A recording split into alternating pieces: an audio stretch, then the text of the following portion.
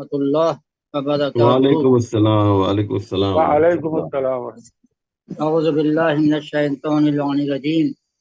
بسم اللہ الرحمن الرحیم، الحمد للہ رب العالمین، والصلاة والسلام علی اشرف الانبیاء والمرسلین۔ قال اللہ تبارک وتعالی فی کتابہ المبین،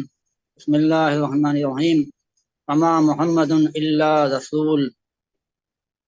سب سے پہلے آپ تمام ناظرین، سامعین، حاضرین اور تمام مومنین، تمام علماء کرام، مراجع اعظام اور بالاخص امام زمانہ کی خدمت میں ان ایام جو عزائے فاطمہ زہرا سلام اللہ علیہ سے منسوب ہے، اس کی مناسبت سے تسلیت اور تعزیت عرض کرتا ہوں۔ اور اسی کے ساتھ ساتھ یہ جو موضوع ہے اس کے حوالے سے چند منٹ آپ حضرات کے سامنے عرائض پیش کرنا ہے۔ بسم اللہ، بسم اللہ۔ پیغمبر نے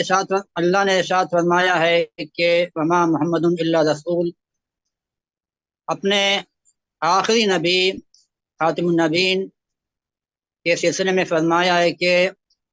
وہ رسول ہیں اور ان کی کوئی دوسری حیثیت رسول رسالت سے ہٹ کر نہیں ہے۔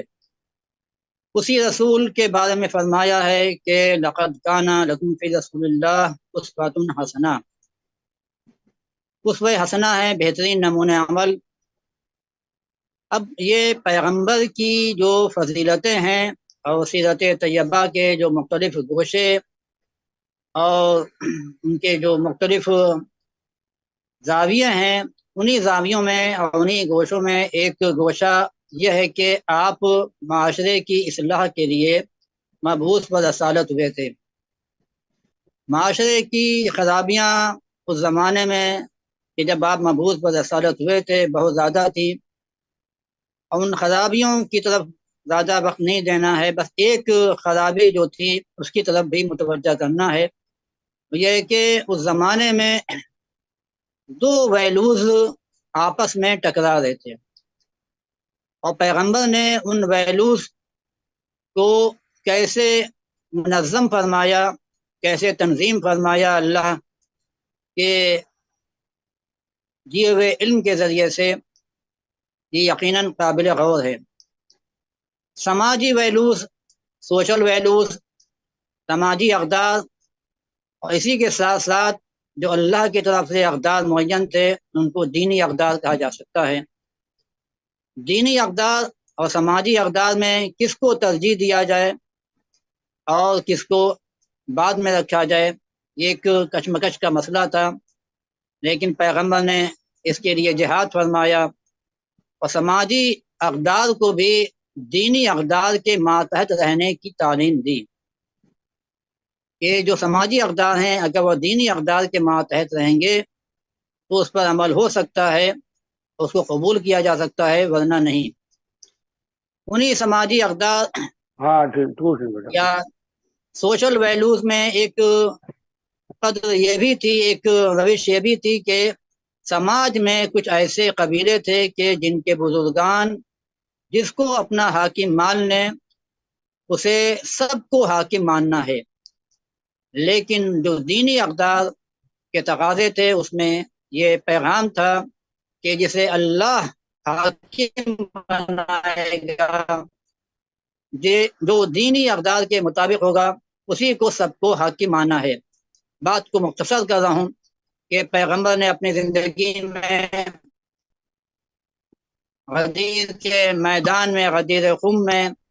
جس دینی اقدار کو پہچانوایا تھا، تقریباً 2.5 مہینے کے بعد اس اقدار کے مقابلے میں ایک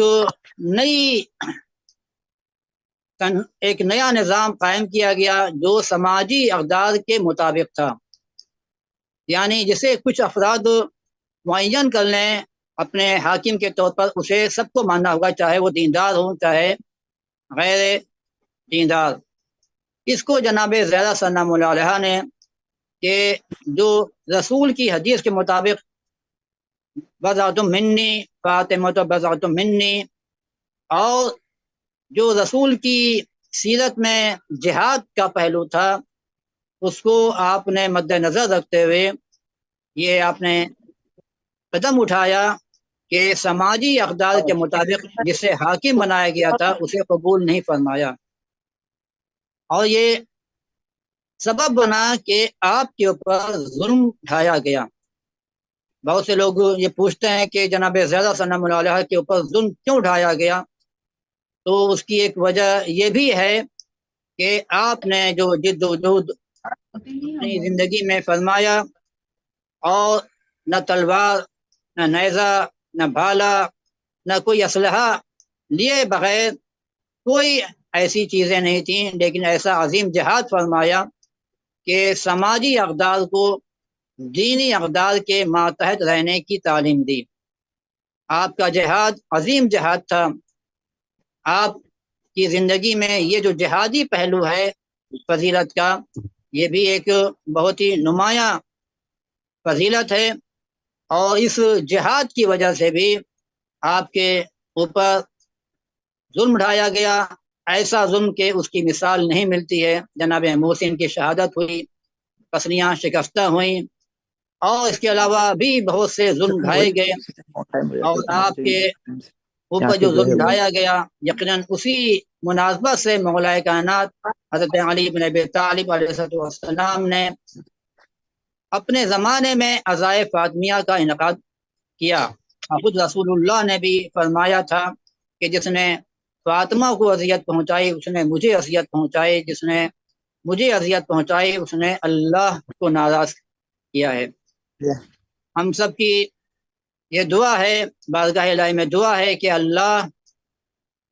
ہم سب کو جناب زیادہ صلی اللہ علیہ کی اس تعلیم کے مطابق کہ جو سماجی اقدار اور دینی اقدار کے مطابق نظام قائم ہو رہا تھا اس کا مقابلہ کیا، اور دینی اقدار کو سماجی اقدار کے اوپر رکھا، اور سماج کو دین کے ماتحت رہنے کی تعلیم دی۔ بارگاہ الہی میں دعا ہے کہ ہمیں اس پہلو سے بھی جناب زیادہ صلی اللہ علیہ کی سیرت پر، چاہے وہ خواتین ہوں چاہے وہ مرد حضرات ہوں، ہم سب کو اللہ توفیق عطا فرمائے کہ ان کی اس تعلیم پر بھی ہم عمل کر سکیں، اور اسی کے ساتھ ساتھ ہم سب کو جنت البقیع ایم بقیع کی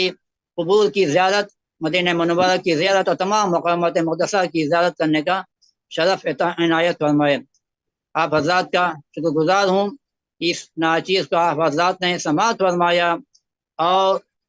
یہ مولانا اسلم صاحب نے جو یہ پروگرام مرتب کیا ہے، اللہ ان کی اور تمام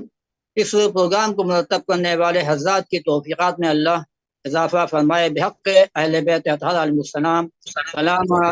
سلام علیکم ورحمۃ اللہ وبرکاتہ۔